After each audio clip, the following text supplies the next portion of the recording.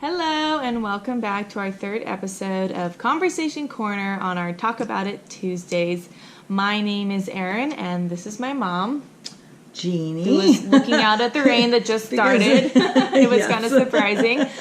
Anyway, in this video, maybe I should back up a little bit. In Conversation Corner, we like to do it in a somewhat of a coaching style. So we want to try and ask questions that will help you to think about things. You can type your thoughts down in the comment section. We want you to kind of join the conversation in that way. Not kind of, we really do want you to join.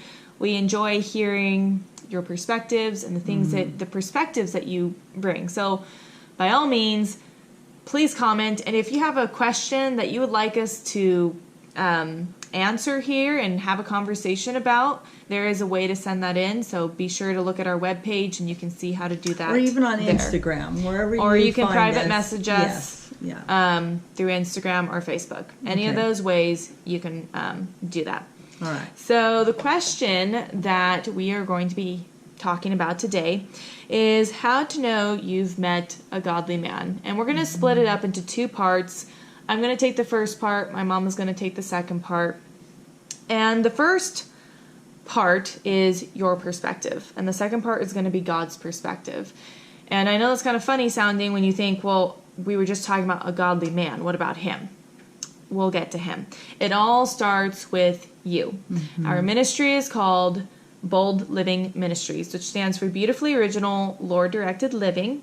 So we are going to camp on that point in this video of when it comes to your perspective, it's all about how you see yourself. Are you living as a beautifully original, Lord-directed woman that God has created you to live? Or do you see that value? How do you value that? And that's going to lead me to my first question. How can the value you put on yourself affect the kind of man you pick? All right, so that's a good to answer for themselves. This is So write answer that for yourself. Pause the video, write that down, answer that for yourself. And my mama's going to read some verses to you out of, it's the King James Bible, just so you know, like if you're wondering what, almost said edition, version we are reading, it's going to be out of there. But these are going to be some characteristics that you're going to see in your life that will start becoming this consistent flow out of your life if you are living a beautifully original, Lord-directed life and truly walking in the values that God has spoken over you. Yes, that God's spoken over you. Good. That's a good way to put it. So I'm going to let her. This is in Ephesians 5:22, and I'm just going to read through 26. But the fruit of the Spirit is, and it comes after a long list of yuckiness of how you know you're not living a godly life. So y'all can read that before if you want to. But the fruit of the Spirit is love, joy, peace, long-suffering, gentleness, goodness, faith, meekness, temperance. Against such there is no law. And they that are Christ's have crucified the flesh with the affections and lusts. They're not living by the flesh, they're walking by the Spirit. If we live in the Spirit, let us also walk in the Spirit. Let us not be desirous of vain glory, provoking one another, envying one another. So not picking fights. That's provoking one another. Anyway, that's the verse. There's so much that we could. Temperance, not being a drama queen. That's the thing I think about. It's just being temperate. But anyway, so go ahead. You're saying those things are going to be manifested in our lives. The fruit of the Spirit. Yeah. Like when you look at a fruit tree or a tree that's giving forth fruit, you can look and see what kind of fruit it has. Like we used to live on a piece of property that had some peach trees. And for a couple days after when the peaches actually grew, they looked okay. But when you looked closer, they had a hole in every single one because there was some worm that would crawl into it. So the fruit was, the tree wasn't very healthy. Yeah. So it was gross. But how could we tell? To look at the tree, you would think, oh, it's a pretty tree. It looks nice. Well, once the fruit was there, you were like, oh, yeah. Ew, I don't want that. Ew. So this fruit should be a consistent, seasonal, growing in your own life as a woman. In your own life. And it will come out of how you view yourself. How you view yourself. Yeah. How you value yourself and how much you are seeking after truth and godliness, I think. So did you want to read the other verse? Yeah, or the other I should say. Yeah, the other verse is from Philippians 4:8. And I'm going to take out the whatsoevers and just kind of make a list for shortness, but feel free to read the whole thing. Finally, brethren, whatsoever things are true, whatsoever things are honest, are just, are pure, are lovely, whatsoever things are of good report, if there be any virtue and if there be any praise, think on these things. So our thought life. Because how we think about ourselves and what we think on is what's going to start coming out of us.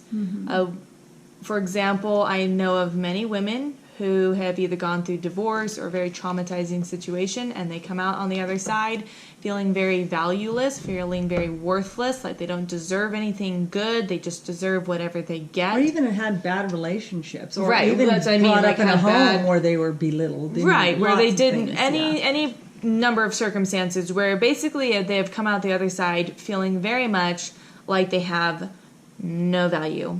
And what has been put into their minds, what has been put into their hearts is, you don't have value, you are not worth caring about, you did. And that's what's been filling their minds, not the things that are true, lovely, just, honest. A lot of these things that we think about ourselves are not honest. They're lies that we have allowed to come in, clothe this truth. And we have allowed... I just interject here that when we do that, we start looking for love in all the wrong places, and we start looking to fill that empty hurtfulness, and using somebody else to do that, versus seeking this first, our thoughts. But anyway, which I would say, even in my own life story where I went through a situation, it was because of the love of my family and the love that I had been established for 21 years of my life that really pulled me out of that darkness that I could have ended up in had I not had that foundation. But because I had that foundation, I knew what to run back to. But see, mine's the opposite. I didn't have that foundation, and so you had a longer I looked struggle. for love in all the wrong places. And so now you have two different stories of when you have this foundation and finally built. figured it out by doing just what I said, just thinking knowing on who those I things. was in the Lord and thinking on those things. And what it says in Philippians to think on, just as another side note before I keep going, are all or a lot, if not I think all, things, if you look through the Bible, that God says we are when we are in Him, when we are in Christ as believers, we are redeemed, all of these things, that becomes the fruit of that. You'll see it. Yeah, you'll see it. You can read it for yourselves and kind of really soak it in. Is there another question? What I was just talking about is women who come out, I'm so terrible, I'm worthless. The question that I would want to ask any of us, whether you've come out of a situation like this or this lie has just creeped up, who defines you? And think about that. Don't just give the little Bible story answer that you think is right. Really think about who is defining you at this moment. And think about it. This is not like you're so terrible if you say it's your grandparent or your friend. It doesn't matter. Yeah, because you've got to start where you are. Yeah. If you lie to yourself, you're only lying to yourself. You're not being honest. So who defines you? And what gives them the right to define you?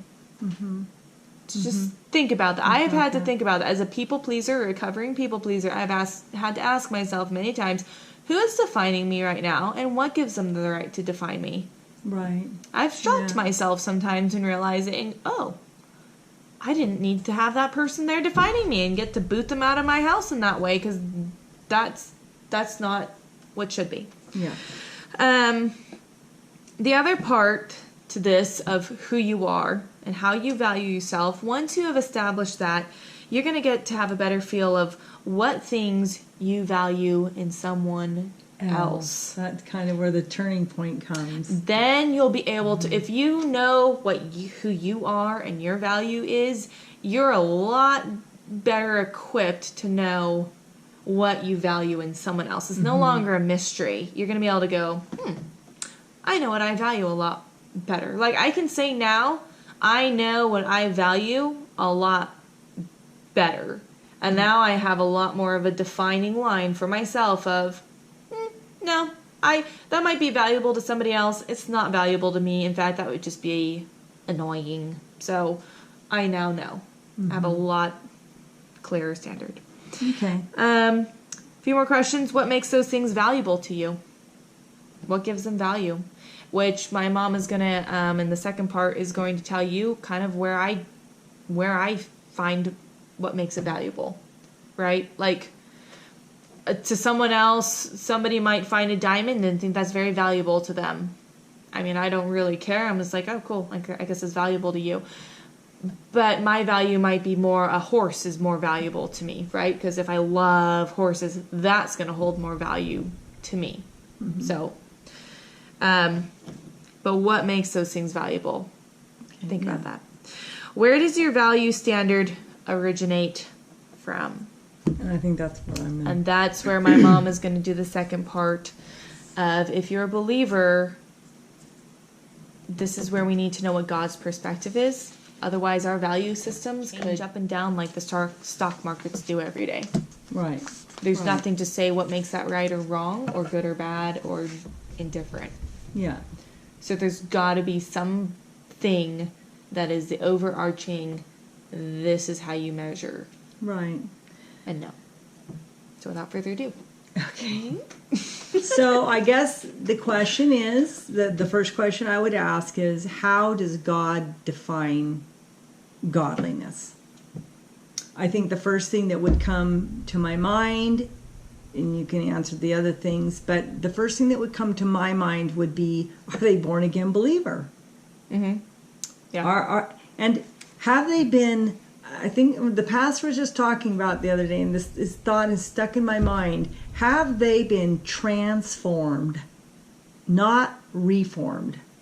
Transformed because it's by the renewing of your mind, but transformed as in they were this, and they did about face, now they're going this direction. Their lives took some sort of a change. They turned around 180. They stopped going the way they wanted, and they started going toward God. And so it's a pursuit thing, the pursuit of holiness. But so a reform simply means they've figured out how to look Christian. It's like a new paint of coat, but not getting rid of the mold. How to behave. But that's where the whole thought things. You can tell what someone thinks about by the jokes they laugh at, by the movies they want to watch, by the things they think are funny, by they see somebody who's doing evil and or dressed inappropriately, and they're just like, look at that, their attitude isn't now. There's righteous anger, so that guy's doing something wrong, I want to punch his lights out. And that may be his first honest reaction. But hey, let's pray for this man. He's obviously lost, and you know what I mean? You begin to see that, and because honestly, all of us have those attitudes, but you see that immediate, no, I'm not going to do that. But maybe someone who will defend, if someone's getting ridiculed because of godliness. So I have a question on this. What are some examples of men in the Bible that God called godly, and what was his reason for calling him that? Well, I would say it definitely wasn't perfection. Right. Because all the ones that God called him are like, really? Seriously, Lord? You call them godly? Like who? David is the first one that comes to my mind. David, But he loved the Lord, and he always stood firm in who he knew the Lord was. Did he have sinful flesh? Yep. And he did a lot of things that he shouldn't do. Right. However, his first love was of the Lord. That was not having to do with God. So, are we demanding perfection in a man? That would be stupid, because we can't even demand it in ourselves, and that's not the issue. Not stupid, hypocritical. Well, both. Impossible. Impossible. It just, you can't expect that and really think you're going to get that. However, every time David was called, his error was he was confronted with his sin, he immediately was like, oh my word. What his actions were. His actions showed that, oh wow, I really blew it. Even like, just say you got somebody you were with and they got angry about something. So would you say then his actions showed, like, revealed his true character? Yeah, I mean, his sin with, we'll just pick Bathsheba, everybody knows about that one, revealed that he was fleshly. But his repentance and his turning away revealed that he really didn't, he needed that to be free, and God needed to call him on that and teach him to be free. But anyway, that was... So his actions and his attitudes defined. He readily was humble and meek and realized, oh man, I blew it. Right. You know, he knew it before, but he admitted his sin and was good with that. So ultimately it defined his character. Yeah, and that ultimately defined his character. And he asked to be thrown on the Lord's mercy, not on someone else's. So right. Anyway, I mean, one of the other things would say is, how does God define godly? Okay, I think I might have actually asked that one. Sorry. What things does God say to look for when you're trying to find if someone's a believer? And I think we just went through that. Right. Is there fruit in their lives? Do they think on the things that we read in Philippians 8? True, just. Not are they perfect, not are they what, but do they come around and say, like, just say they got angry about something and came around and said, I am so sorry, Aaron. You know, I was just so yucky. Or they went to somebody else and sought their forgiveness, or forgave someone who had betrayed them. We could just see that. The other thing is, what does God say a relationship should look like? Well, God wants love, but not love like love. It's charity. We go to Corinthians 13, right? Which I'm not going to read, but you can read. I would say that pretty much all of the Pauline epistles, all throughout them, you will see where he's encouraging individual churches with specific behavior modifications, basically, because they might have been getting a lot of stuff right, but like, over here, because of this cultural stuff, you might want to pay a little bit more attention to not doing this. Right. So he's a lot of the time pointing out what a relationship should look like, but I would submit that throughout the entire Bible, God shows how he loves his people. Right. And that's the ultimate picture. Right, exactly. So is he loving others like that? Yeah. So I think that for example, like in a marriage relationship, God says that's supposed to look like a picture of how he loves the church. Yeah, and Christ how the church, right, should love him. But that's what marriage is a picture of. So you can go and look through the Bible. That's how God defines how that relationship should look. Right. And he also defines in some other ways what a parent-child relationship should look like, what a friendship relationship should look like, what your relationship with an enemy should even look like. Exactly. He defines a lot of those. I know, we always think enemies, we don't have relationships with them. Oh yeah, we do. It might not be one we want to have. Sometimes we're forced to have those kind of relationships and stuff, but God still defines how we are to relate to those people. Yeah, that's really good. Yeah, exactly. And I think, just practically speaking, just to add to the end, is that the more you are with other people and in a crowd, you will see more of who they are come out. I believe that around situations. Because what they do is going to trump what they say. And they can say all they want in a private dinner or whatever, then that's fine. But when you actually have them around other people where it's a lot harder to hide behavior, then you're going to start seeing what they do. But again, around their friends. Around their friends. It's interesting because they'll be more family. open with their friends and their family. They're more, I think that's just a critical part where sometimes if a guy just wants to get you off by himself all the time, that's just not a good scenario. And I just believe you can know about a person by spending a lot of time with them, with their friends, and in their environment, because that's the environment they're most comfortable with and will act the most natural in. It just practically speaking, if you want to see if this stuff is really there in their life or not. Right. And the other thing that I would say is consistency equals habitual living.